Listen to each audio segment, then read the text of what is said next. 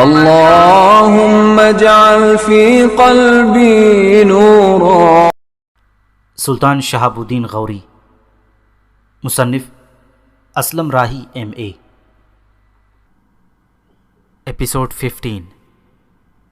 دریائے سرسوتی کے کنارے کی عمارت میں ایک روز اچ کا راجا اکیلا بیٹھا تھا کہ اس کمرے میں اس کا ماموزاد سنگرام داخل ہوا۔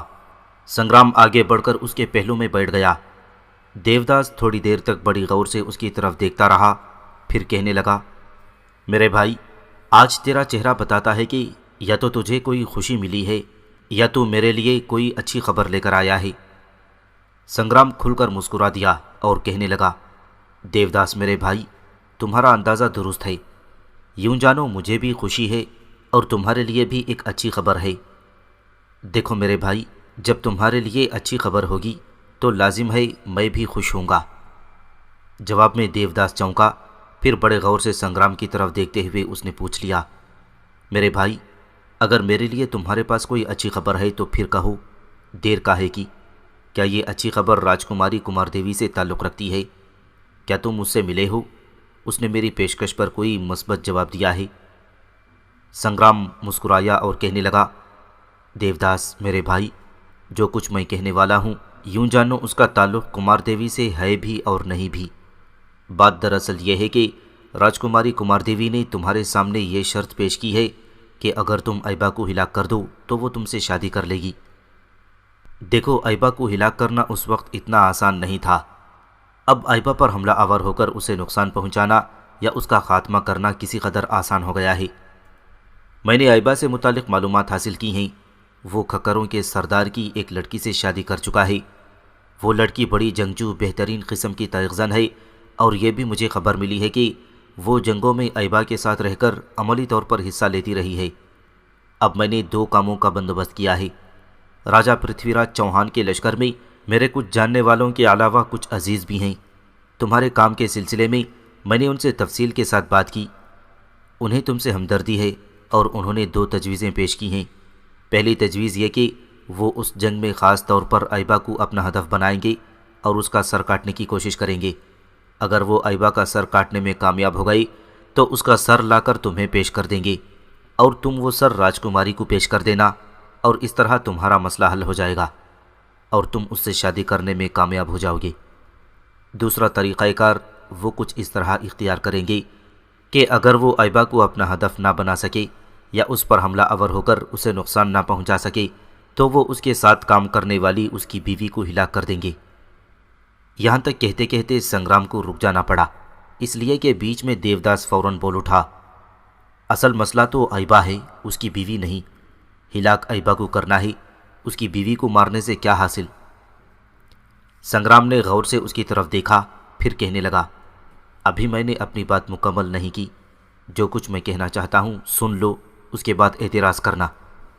سنگرام نے پھر کہنا شروع کیا، ہاں تو میں کہہ رہا تھا کہ جن لوگوں سے میں نے رابطہ قائم کیا ہے انہیں میں نے سمجھا دیا ہے کہ جنگ کے دوران اگر وہ ایبا کا خاتمہ نہ کر سکیں تو کم از کم اس کی بیوی کو ہلاک کر دیں۔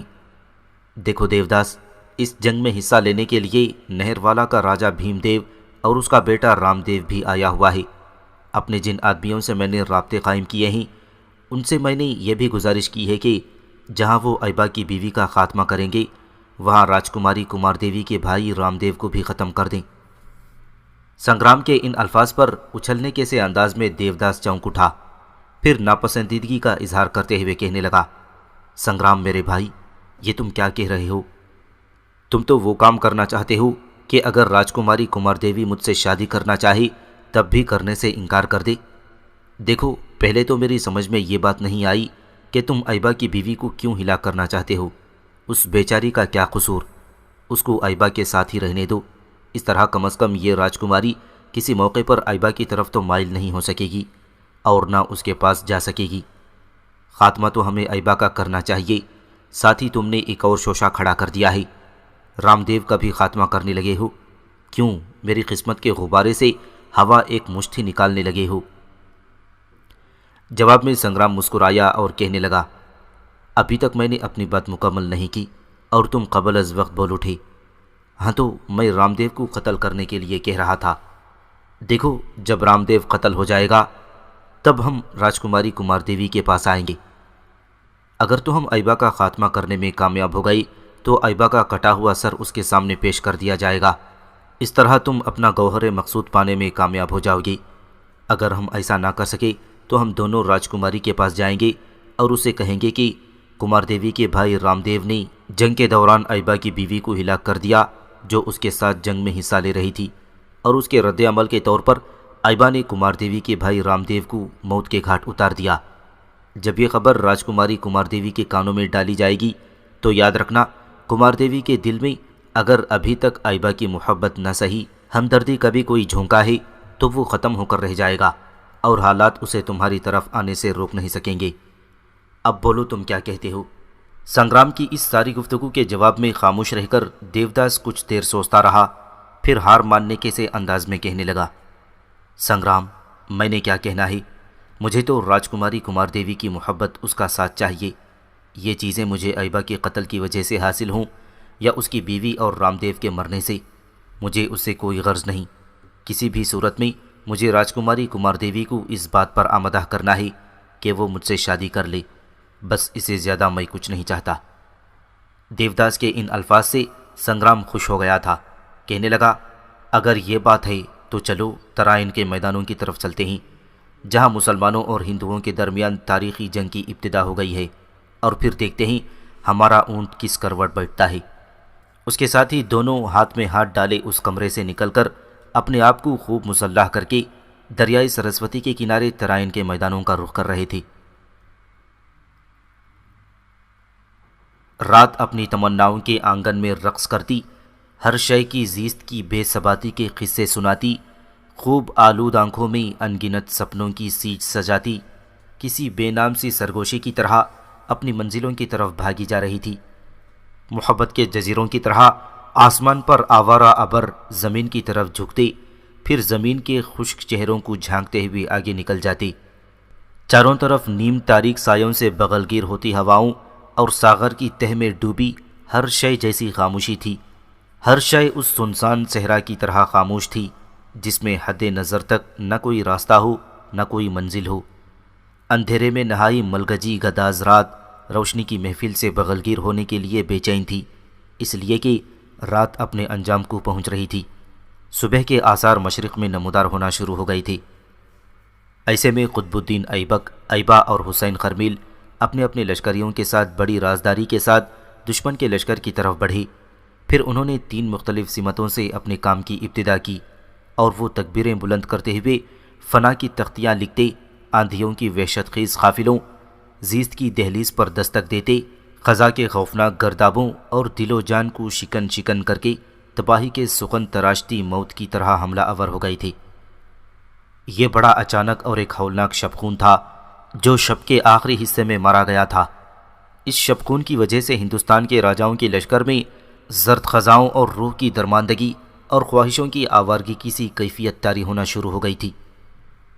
قطب الدین ایبک، ایبا اور حسین خرمیل کے حملہ آور ہونے سے راجاؤں کے لشکر میں تقسیم ہوتے زاویوں خوابوں کی بے ربطی کی طرح افراتفری اور بد نظمی سی پھیلنا شروع ہو گئی تھی، اور پھر اس کے تھوڑی ہی دیر بعد ان کے لشکر کے اندر ہواؤں کے نوحوں، فضاؤں کی ماتم سی زخم خوردہ زبان کی آہو فغان جیسی کیفیت طاری ہونا شروع ہو گئی تھی۔ قطب الدین ایبک، حسین خرمیل اور ایبا نے دریائے سرسوتی کے کنارے ان میدانوں کو ایک طرح سے قتل گاہوں کا مقروض بنا کر رکھ دیا تھا۔ ختم ہوتی رات کے وقت قطب الدین ایبک، حسین خرمیل اور ایبا کی طرف سے یہ ایک انتہا درجے کا ہولناک اور جان لیوا شبخون تھا۔ جب تک راجاؤں کے لشکری سنبھل کر جوابی کارروائی کرتے، اس وقت تک تینوں مسلمان سالار اپنے کام کو اپنے انجام تک پہنچا چکے تھے۔ دشمن کے انگنت لشکریوں کو انہوں نے موت کے گھاٹ اتار دیا تھا۔ دشمن کے اندر ایک طرح کی افراتفری اور واویلا انہوں نے برپا کر کے رکھ دیا تھا، اور جب انہوں نے دیکھا کہ ہندوستانی لشکری سنبھل کر ان کے مقابل صف آرا ہونے کی کوشش کر رہے ہیں، تب تینوں سالاروں نے تکبیریں بلند کیں، جو اس بات کا اشارہ تھا کہ اب شبخون کی تکمیل کر کے واپس اپنی لشکرگاہ کی طرف جانا ہے۔ اس کے ساتھ ہی تینوں اپنے اپنے لشکریوں کو لے کر واپس اپنی خیمہ گاہ میں پہنچ گئی تھی۔ اس شبخون سے پہلے ہندوستان کے راجاؤں کے لشکری بڑے جوش میں تھے، ان کے ولولے جوان، ان کا جوش اور ان کی کامیابی کی امیدیں اپنے عروج پر تھیں، اس لیے کہ ان کے راجاؤں، ان کے سالاروں نے ان کے ذہن میں یہ بات ڈال رکھی تھی کہ ہم اس سے پہلے بھی ترائن کے میدانوں میں مسلمانوں کے سلطان شہاب الدین غوری کو بدترین شکست دے کر بھاگنے پر مجبور کر چکے ہیں، لہٰذا ترائن کے یہ میدان اب پھر مسلمانوں کے سلطان کی شکست کا نظارہ کریں گے۔ لیکن اس شبخون کے بعد ان کی دلی کیفیت کافی حد تک تبدیل ہو گئی۔ اس شبخون کے باعث ان کے لشکر کے ہزاروں لشکری موت کے گھاٹ اتار دیے گئے۔ جب مشرق کی طرف سے سورج طلوع ہوا تو پڑاؤ کے اندر جدھر نگاہ پڑتی تھی لاشیں ہی لاشیں دکھائی دیتی تھیں، لہٰذا اس شبخون کی وجہ سے ہندوستان کے لشکریوں میں ایک طرح کی بددلی اور کم حوصلگی پھیلی، اور مسلمانوں کا شبخون مارنے کا مدعا اور منشا بھی یہی تھا۔ اگلے دن کا سورج جب طلوع ہوا تو ہندوستان کے سارے راجاؤں نے جنگ کی ابتدا کرنے کا تہیہ کر لیا تھا، اس لیے کہ انہیں پتہ چل گیا تھا کہ ان کے لشکر میں چمگویاں ہونی شروع ہو گئی ہیں کہ مسلمانوں نے ان کے خلاف جو کامیاب اور دہلا دینے والا شبخون مارا ہے تو ان کے لشکر کے لیے ایک طرح کی بدشگونی ہے۔ اس کے علاوہ بھی طرح طرح کی افواہیں لشکر میں اٹھنے لگی تھیں۔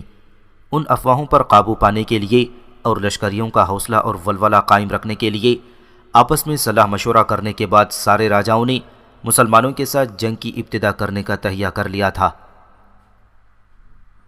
راجاؤں نے یہ بھی سوچ لیا تھا کہ اگر یوں ہی مسلمانوں کے سامنے پڑاؤ کیے رکھا تو مسلمانوں کے اس کامیاب شبخون کی وجہ سے دن بدن ان کے لشکر میں بددلی پھیلنا شروع ہو جائے گی، جو ان کے لیے نقصان دہ ثابت ہوگی۔ لہٰذا انہوں نے جنگ کی ابتدا کرنے کے لیے اپنے لشکر کی صفوں کو ترتیب دینا شروع کر دیا تھا۔ دوسری طرف سلطان شہاب الدین غوری بھی پہلے سے طے شدہ لائحہ عمل کے مطابق اپنے لشکر کو چاروں حصوں میں تقسیم کر کے لشکر کی صفیں درست کر لی تھیں۔ پھر سلطان شہاب الدین غوری اپنے لشکر کے سامنے آیا، گھوڑے کا رخ موڑ کر قبلہ رخ ہوا، سجدے کے انداز میں اس کا سر اپنی زین کے ہنے پر جھک گیا تھا۔ پھر وہ انتہائی عاجزی اور انکساری میں دعا مانگتے ہوئے اپنے خداوند قدوس کو مخاطب کرتے ہوئے کہہ رہا تھا، میرے اللہ، اس بے جہت آسمان تلے اور روز شب کی روانی میں میرے کمزور شانوں پر میری ملت کی ذمہ داریوں کا بوجھ ڈال دیا گیا ہے۔ میرے اللہ، اگر تیری حمایت حاصل نہ ہو تو میرے پاس کچھ بھی نہیں، تیری نصرت میرے ساتھ نہ ہو تو میرے پاس تنکا بھی نہیں۔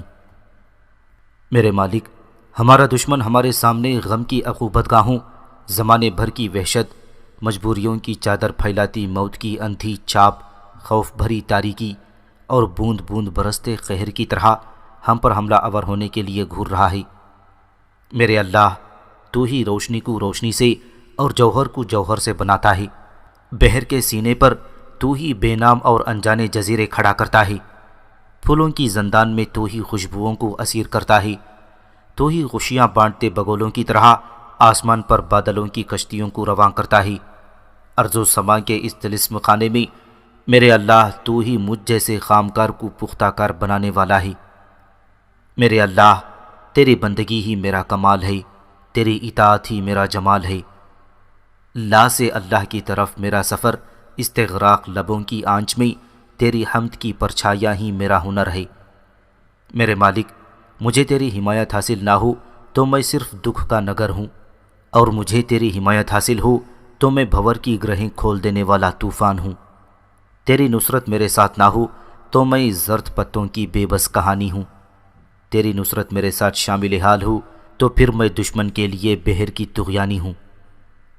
میرے مالک، مجھے ہمت دے، مجھے استطاعت دے کہ میں درد کے مثلث دائرے میں مرگ و موت کی الجھن بن کر دشمنوں کی نظر نظر میں ویرانی بھرتا چلا جاؤں۔ میرے اللہ، مجھے ہمت دے کہ میں دشمن پر بے روک رقص شرر کے خونی سایوں اور تباہی کے اڑتے بادلوں کی طرح حملہ آور ہو کر دشمن کی شکست کو ان کا مقدر اور اپنی فوز مندی کو یقینی بناتا چلا جاؤں۔ یہاں تک کہنے کے بعد سلطان شہاب الدین غوری نے اپنا سر زین کے ہنے سے اٹھایا۔ اس موقع پر اس کی آنکھوں میں نمی تیر رہی تھی، ہونٹ کاٹ رہا تھا۔ ایک بھرپور نگاہ اس نے اپنے سامنے اپنے لشکر پر ڈالی، دائیں بائیں اپنے لشکر کے ساتھ مستعد کھڑے اپنے سالاروں پر ڈالی، پھر اس کے چہرے پر ہلکا سا تبسم نمودار ہوا۔ انتہائی انکساری سے ایک بار آسمان کی طرف دیکھا، اپنے گھوڑوں کا رخ موڑ کر اس کا منہ مشرق کی طرف کیا، اور اب وہ بڑے غور سے دشمن کے 3 سے 4 لاکھ کے درمیان لشکر کی طرف دیکھ رہا تھا۔ ہندوستان کے راجاؤں کے لشکر کے اندر اس وقت ایک نا ختم ہونے والا شور برپا تھا۔ لشکر کے آگے آگے 3000 ہاتھیوں کو استوار کیا جا چکا تھا۔ ان پر ان کے مہاوت بیٹھ چکے تھی۔ ہاتھیوں کے بیچ میں اور ہاتھیوں کے پیچھے لشکر کی صفیں بڑی تیزی سے درست کی جا رہی تھیں۔ راجاؤں کے لشکر میں مسلمانوں سے گزشتہ شب کے شب خون کا انتقام لینے کے لیے شور اٹھا ہوا تھا۔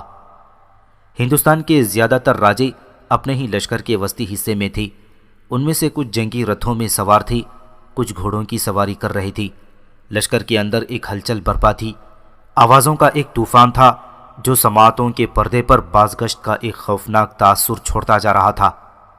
دوسری طرف مسلمانوں کے اندر اگلے حصے میں طبل بج رہے تھے، جبکہ لشکر کے اندر جگہ جگہ زندہ دل لشکری اونچی آوازوں میں تکبیریں بلند کر رہے تھے۔ دونوں لشکروں کے اندر ایک دوسرے کو نیچا دکھانے کے لیے ایک انوکھا شور اور ولولہ تھا۔ دونوں لشکر کچھ دیر تک اسی کیفیت میں مبتلا رہے۔ شاید ہر کوئی یہی خیال کر رہا تھا کہ دوسرا حملہ آور ہونے کی ابتدا کرے، چونکہ سلطان شہاب الدین غوری نے دشمن کے نمٹنے کے لیے پہلے ہی اپنا لائحہ عمل تیار کر رکھا تھا اور اس نے پہلے ضرب نہ لگانے کا تہیہ کیا تھا، لہٰذا اپنے لشکر کے ساتھ وہ بالکل اپنی جگہ پر کھڑا رہا۔ یہ صورتحال دیکھتے ہوئے ہندوستان کے سارے راجاؤں نے آپس میں صلاح مشورہ کرنے کے بعد یہ طے کیا کہ مسلمانوں پر پہلے حملہ آور ہونے کا فیصلہ کیا جائے۔ یہ فیصلہ کرنے کے بعد ہندوستان کے راجاؤں کا متحدہ لشکر اس طرح آگے بڑھا تھا جیسے ہڈیاں چبا جانے والی رات میں سراب آثار لمحات کسی پر وارد ہونے کے لیے اپنی پیش قدمی کا آغاز کرتے ہیں۔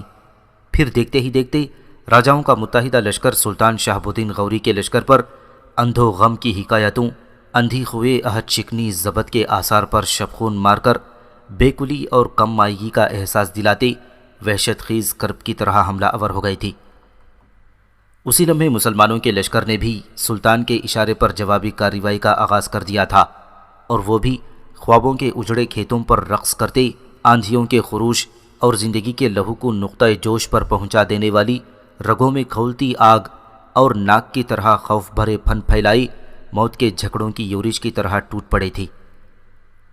میدان جنگ خون اگلنے لگا تھا، ذہن مبہوت، آنکھیں پتھرانے لگی تھیں، حیات کی آرزو برستے لپکتے موت کے شعلوں کی زد میں آ گئی تھی، اور دونوں طرف کے لشکری تڑپ کر بے شمار پھوٹ پڑنے والے لاووں کی طرح حملہ آور ہونے لگے تھی۔ تلواریں ڈھالوں سے چیخیں، چیخوں سے آہیں ہونٹوں سے ٹکرانے لگی تھیں۔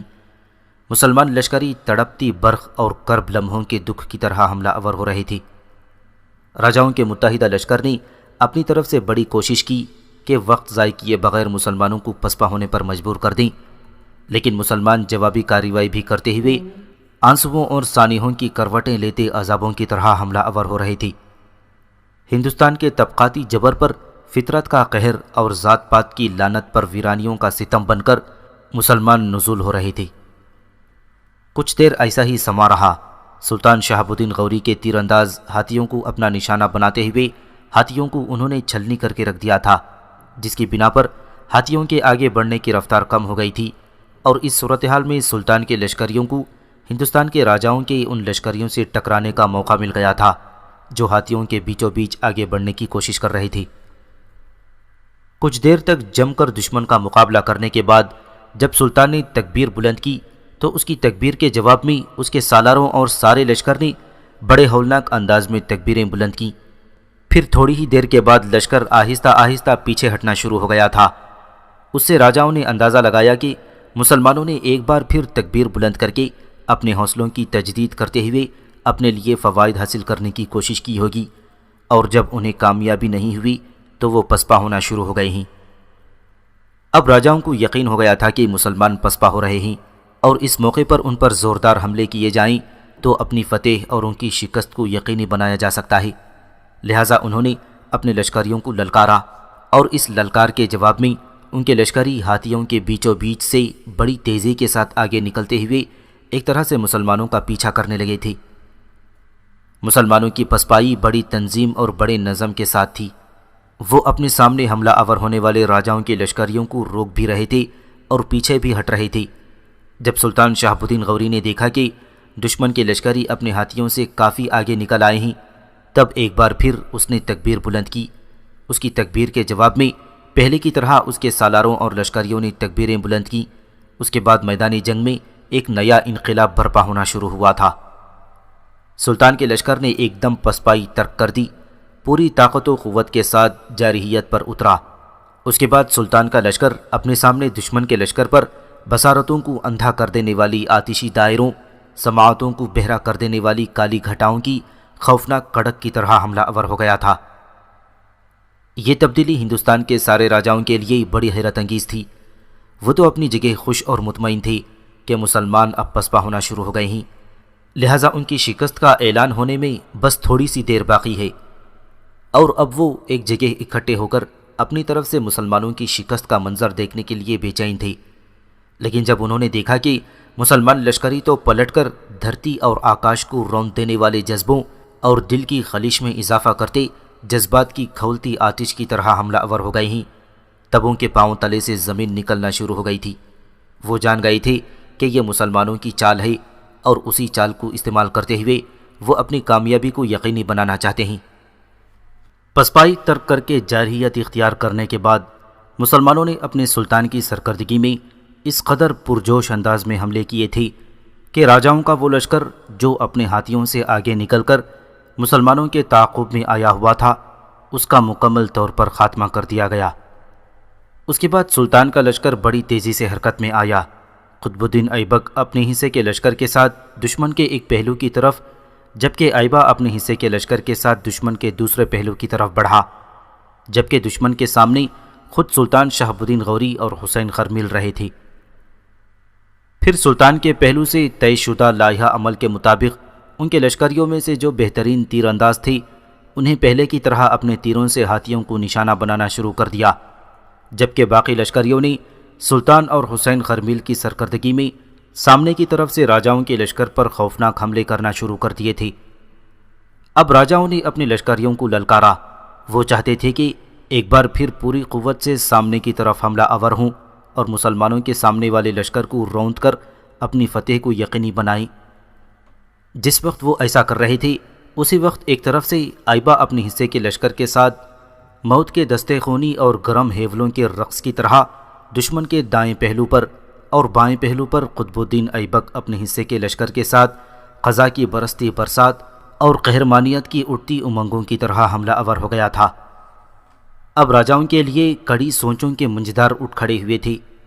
وہ اپنی طرف سے اپنی ساری قوت کو اپنے سامنے جھونک کر سلطان کی شکست کو یقینی بنانا چاہتے تھے، اور اسی لمحے ان کے لشکر کے پہلوؤں پر ایبا اور قطب الدین ایبک نے حملہ آور ہو کر بڑی تیزی سے اس کے لشکریوں کو کاٹتے ہوئے ان کی تعداد کو کم کرنا شروع کر دیا تھا۔ اب ان کے لیے ایک اور مصیبت اٹھ کھڑی ہوئی۔ سلطان شہاب الدین غوری کے وہ لشکری جنہیں سلطان نے صرف ہاتھیوں کو نشانہ بنانے پر مقرر کیا تھا، انہوں نے تیر اندازی کرتے ہوئے ہاتھیوں کو چھلنی کر کے رکھ دیا تھا۔ اب ہاتھیوں نے اپنے رد عمل کا اظہار کیا اور آگے بڑھنے کے بجائے پلٹے اور اپنے لشکریوں کو رونتے ہوئے بھاگے۔ جس وقت ہاتھی راجاؤں کے لشکر کو رونتے ہوئے پچھلی سمت جا رہے تھے، اس وقت سلطان شہاب الدین غوری نے اس موقع پر بڑا دانشمندانہ قدم اٹھایا۔ ہاتھیوں کے پیچھے پلٹتے ہی اپنے اور حسین خرمیل کے لشکر کو آگے بڑھایا، اور جس وقت ہاتھیوں کی وجہ سے دشمن کے لشکری افراتفری اور بد نظمی کا شکار تھی، سلطان اور حسین خرمیل نے ان پر حملہ آور ہو کر بڑی تیزی سے ان کی صفوں کو کاٹ کر رکھ دیا تھا، جبکہ یہی کام دائیں بائیں سے قطب الدین ایبک اور ایبا بھی شروع کر چکے تھی۔ راجاؤں کا متحدہ لشکر چونکہ تعداد میں بہت زیادہ تھا، لہذا راجاؤں کے حکم پر عمل کرتے ہوئے ہاتھیوں کو لشکر سے باہر نکال کر پڑاؤ سے بھی پچھلی سمت میں بھیج دیا گیا تھا۔ ہاتھیوں کے نکل جانے کے بعد راجاؤں نے قدرے اپنے لشکر کو سنبھالتے ہوئے پھر جنگ کی بھٹی زور و شور سے گرم کر دی تھی۔ ترائن کے میدانوں میں ایک بار پھر پیمانہ روز و شب میں میدان جنگ قلمزوں کے مد جزر کی طرح بھڑک اٹھی تھی۔ زندگی موت کی علامت بننے لگی تھی۔ دل کی دھڑکنیں قضا کی آہٹوں میں ڈوبنا شروع ہو گئی تھی۔ ماہ و سال کی پابندی سے بے نیاز موت زندگی کو اپنی امانت جان کر واپس لینے لگی تھی۔ دریائے سرسوتی کے کنارے ترائن کے میدانوں میں چاروں طرف جسموں کو جلاتی آگ موت کا کھیل شروع کر چکی تھی۔ راحتیں اور حلاوتیں نفرتوں اور شکایتوں میں تبدیل ہونا شروع ہو گئی تھیں۔ نسلی پاگل پن جسموں کا آشوب بن کر زمانے بھر کی وحشتیں اپنے دامن میں سمیٹنے لگا تھا۔ چاروں طرف دونوں لشکروں کے اندر مسائل و عذاب اور حادثات اٹھ کھڑے ہوئے تھے۔ ہاتھیوں کو اپنے لشکر سے نکالنے کے بعد راجاؤں نے پھر ایک بار صلاح مشورہ کرنے کا فیصلہ کیا کہ ایک بار پوری طاقت و قوت کے ساتھ مسلمانوں پر حملہ کیا جائے اور پہلے کی طرح ترائن کے میدانوں میں ان کی شکست اور ان کی ہزیمت کو ان کا مقدر بنایا جائے۔ یہ فیصلہ ہونے کے بعد سارے راجاؤں نے جو اس وقت متحدہ لشکر کے وسطی حصے میں اپنے لشکریوں کو جنگ کے لیے ابھار رہے تھے، اپنے لشکریوں کو پیغام دیا کہ ایک بار اپنی پوری طاقت، پوری توانائی اور جان فروشی سے مسلمانوں پر حملہ آور ہو کر ہر صورت میں ان کی شکست کو یقینی بنانا ہے۔ سارے لشکریوں کو جب یہ پیغام ملا تو ایک بار پھر راجاؤں کے لشکر میں جوش و جذبہ پیدا ہوا اور وہ اپنی آخری کوشش کے طور پر اپنی فتح کو یقینی بنانے کے لیے مسلمانوں کے لشکریوں پر ٹوٹ پڑے تھے۔ راجاؤں کے لشکر کی طرف سے یہ ایک ہولناک اور جان لیوا حملہ تھا۔ ان لشکریوں نے اپنی پوری طاقت و قوت مسلمانوں کے خلاف صرف کر دی تھی۔ دوسری طرف مسلمانوں کا لشکر بھی اب مقابلہ کرنے کے لیے پوری طرح تیار تھا۔ اس سے پہلے میدان میں چنگھاڑتے جھومتے ہاتھی ان کے لیے مسائل کھڑے کر رہے تھے۔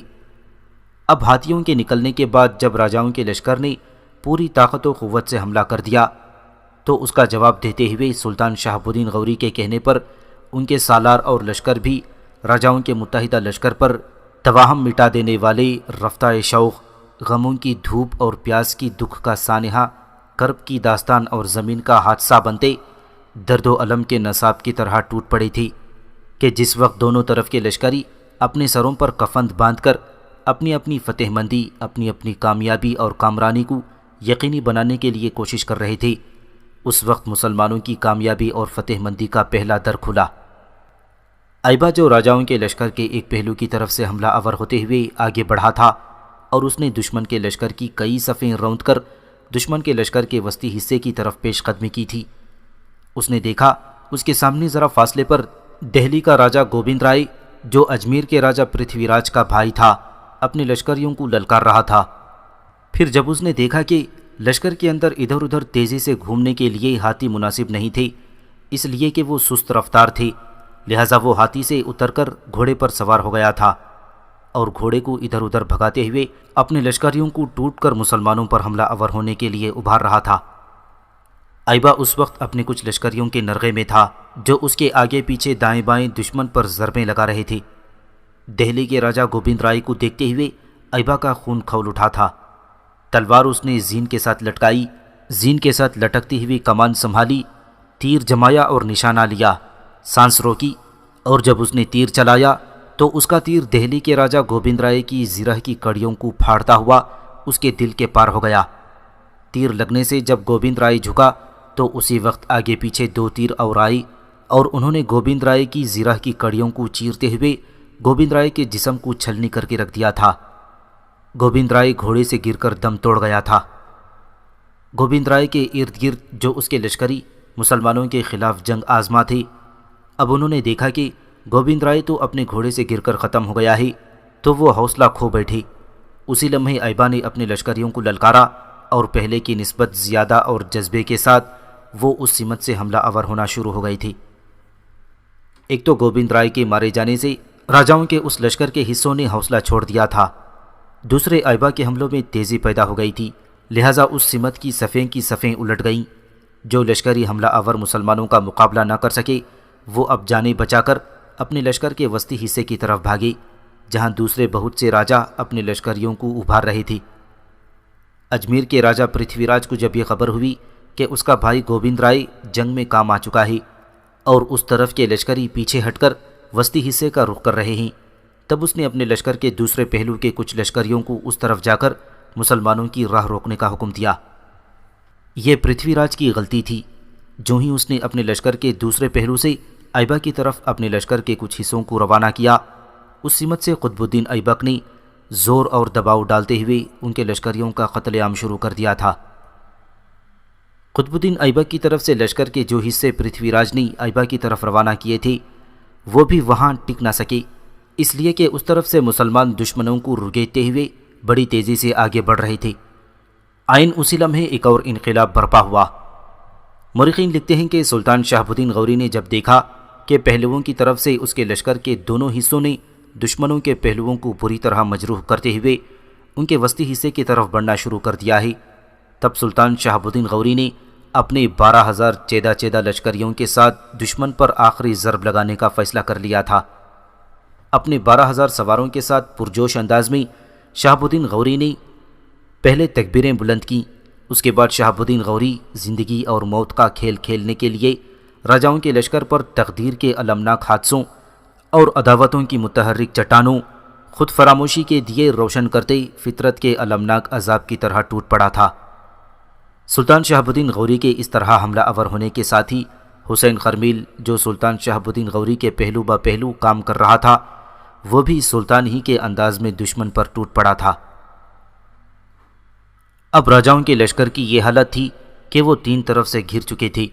سامنے کی طرف سے سلطان شہاب الدین غوری اور حسین خرمیل موت کا کھیل کھیلتے ہوئے ان کے لشکر کی صفوں کو الٹتے ہوئے ان کی تعداد بڑی تیزی سے کم کرتے جا رہی تھی، جبکہ ان کے لشکر کے دونوں پہلوؤں کی طرف سے قطب الدین ایبک اور ایبا زوردار حملے کرتے ہوئے ان کے لشکر کے وسطی حصے کی طرف بڑی تیزی سے بڑھنے لگے تھے۔ ان خوفناک حملوں کے دوران ہندوستان کے بہت سے راجا بھی مارے گئے، اور راجا گوبند رائے پہلے ہی مارا جا چکا تھا۔ اس کی وجہ سے لشکر کے اندر بددلی پھیلی ہوئی تھی، اور جو مزید راجا جنگ میں کام آئے اب ان کے لشکر جی چھوڑ بیٹھے تھی اور بھاگ کھڑے ہوئے۔ سلطان شہاب الدین غوری کے ہاتھوں ہندوستان کے 100 سے زائد راجاؤں کے لشکر کی یہ بدترین شکست تھی۔ اجمیر کے راجا پرتھوی راج نے اس موقع پر بچے ہوئے لشکریوں کو سنبھالا دینے کی بڑی کوشش کی، لیکن اسے ناکامی کا منہ دیکھنا پڑا، اس لیے کہ اس نے یہ اندازہ لگا لیا تھا کہ جنگ کی ابتدا میں اس کے ساتھ جو لشکر تھا وہ مسلمانوں کے لشکر سے لگ بھگ 3 گنا سے بھی زیادہ تھا۔ اب جس وقت پسپائی اختیار ہوئی تو اس کے لشکریوں کا اس قدر قتل عام ہوا تھا کہ جو لشکر بچا اس کی تعداد مسلمانوں کے لشکر کے برابر ہو گئی تھی۔ اجمیر کے راجا پرتھوی راج نے جب دیکھا کہ چاروں طرف پسپائی اور بھاگ دوڑ شروع ہو گئی اور اس کے دوسرے راجاؤں کے لشکری اپنی اپنی جانیں بچاتے ہوئے بھاگ کھڑے ہوئے ہیں، تب پرتھوی راج کے سامنے بھی بھاگ کر اپنی جانیں بچانے کے علاوہ کوئی راستہ نہ تھا۔ اس بنا پر اس نے اپنے گھوڑے کی باگیں موڑی اور بھاگ کھڑا ہوا۔ سلطان شہاب الدین غوری یہ ساری صورتحال دیکھ رہا تھا۔ جنگ ایک طرح سے رک چکی تھی، مسلمان فتح عظیم حاصل کر چکے تھے۔ اس موقع پر سلطان شہاب الدین غوری نے بھاگتے دشمن کا بری طرح تعاقب کیا اور ان کی تعداد مزید کم کر دی، اور ساتھ ہی اس نے کچھ دستے مقرر کیے اور ان کے ذمے یہ کام لگایا کہ وہ ہر صورت میں اجمیر کے راجا پرتھوی راج چوہان کو زندہ گرفتار کر کے اس کے پاس لائیں۔ پرتھوی راج نے بھاگ کر اجمیر کی طرف سے نکل جانے کی پوری کوشش کی، لیکن اس کی بدقسمتی تھی کہ شہاب الدین غوری نے جو دستے اسے گرفتار کرنے کے لیے مقرر کیے تھے وہ اس کے اور اپنے درمیان فاصلوں کو بڑی تیزی سے سمیٹتے رہے، یہاں تک کہ دریائے سرسوتی کے کنارے انہوں نے پرتھوی راج کو جا لیا، اسے گرفتار کر لیا اور اسے اپنے حلقے میں لے کر سلطان شہاب الدین غوری کی طرف مڑے تھے۔ اجمیر کے راجا پرتھوی راج کو جب سلطان شہاب الدین غوری کے سامنے پیش کیا گیا تب سلطان کافی دیر تک اسے سر سے پاؤں تک دیکھتا رہا۔ اس دوران اس کے چہرے پر غصے کی سرخی اور پیشانی پر غضبناکی کی سلوٹیں نمایاں ہو گئی تھیں۔ اس کے بعد وہ پرتھوی راج کو مخاطب کرتے ہوئے کہہ رہا تھا، تو تم ہو اجمیر کے راجا پرتھوی راج، ذرا اپنی حالت کا مشاہدہ کرو۔ تم تو ہندوستان کے سارے راجاؤں کو اپنے ساتھ ملا کر اور انہیں میرا دشمن بنا کر جنگ سے پہلے وقت کے بدترین جبر و تشدد کے خنجروں اور کالے مکروہ خناس جیسی گفتگو کرتے تھے۔ پرتھوی راج، اس جنگ کی ابتدا ہونے سے پہلے میں نے جو قاصد تمہاری طرف امن و سلامتی کا پیغام دے کر بھیجا، تم نے نہ صرف اس کی توہین کی بلکہ میرا اور میرے دین کا تمسخر بھی اڑایا۔ پرتھوی راج، اگر تم میرے قاصد اور میری ذات کی توہین کرتے تمسخر اڑاتے تو تمہارا یہ رویہ یقیناً میرے لیے برداشت اور درگزر کرنے کا تھا، لیکن میرے دین کا تمسخر اڑاتے ہوئے جو الفاظ تم نے استعمال کیے تھے ان کی چبھن تو میں اب تک اپنے دل میں محسوس کرتا ہوں۔ جو الفاظ تم نے میرے قاصد سے کہے تھے وہی الفاظ اس نے آ کر میرے سامنے بیان کر دیے تھے۔ جانتے ہو وہ الفاظ سن کر میں نے اپنی طبیعت اپنے نفس کے مطابق کھانا پینا چھوڑ دیا تھا، اور میرے اس امن و سلامتی کے پیغام میں دوسرے راجاؤں سے مشورہ کرنے کے بعد جو خط تو نے میرے نام لکھا، میں نے اس خط کو پڑھنے کے بعد محسوس کیا کہ اس خط میں میرے لیے لفظوں کا زہر اور حروف کے تیر تھے۔ تیرے غرور کے تیشے، تیری تخریب کاری کی آتش تھی۔ تیرے لہجے کی نفرت و نخوت، تیرے خود پرستی کا کینہ میں نے محسوس کر لیا تھا۔ اس خط میں میں نے تیری بے حسی کی ضرب اور اپنے لیے روح کا کرب بھی محسوس کر لیا تھا۔ اجمیر کے راجہ پرتھوی راج، ذرا میرے حوصلے، میرے صبر و تحمل پر بھی نگاہ دوڑا۔ ہندوستان کی سرزمین میں 2 بار مجھے پسپائی کا سامنا کرنا پڑا، ایک نہروالا کے راجہ کے سامنے، دوسری بار یہیں انہی ترائن کے میدانوں میں، لیکن میں نے ہمت نہیں ہاری، حوصلہ نہیں ہارا، اور تم سارے راجہ صرف ایک بار میرے ہاتھوں شکست اٹھانے کے بعد طوفانوں کے سامنے حسن و خاشاک کی طرح اڑ کر رہ گئے۔ اے پرتھوی راج، میں اپنے مختصر سے لشکر کے ساتھ تاریک شب کی ردا میں تاریکیاں چنتی مشلوں کی طرح غزنی سے ہندوستان کی طرف آتا تھا، جہاں میرے لیے ہر موڑ پر ایک امتحان تھا۔ اس کے باوجود میں نے اپنے عزم کو ڈگمگانے نہیں دیا۔ اے پرتھوی راج، جنگ سے پہلے تو گردوں کا سینہ چیرنے، فضاؤں کی نبض روکنے اور ہواؤں کی سانسوں کی حبس لمحوں کا شکار روکنے کی باتیں کرتا تھا۔ اس وقت تو نے یہ کیوں نہ سوچا کہ کبھی کبھی وقت کا سیلے رواں خواب کا فرق مٹا دیتا ہے، کبھی کبھی زیست کے سراب بھی حشر سامان دشمن ہوتے ہیں، کبھی کبھی ایک سہما ہوا پنچھی بھی بددلی کے زخم دے جاتا ہے۔ پہلے تو بڑا بولتا تھا، اب اپنی انا کی شکست تلے تو زندان کی سنگلاخ فیصلوں جیسا اور جبر کی چکی تلے پسی ماضی کی گونجوں جیسا، خاموش اور سلگتے محیب اندھیروں کی سانسوں جیسا پرسکوت کیوں کھڑا ہے؟ کچھ بول، میں نے اب تک جو کچھ کہا اس کا کم از کم تو جواب تو دے۔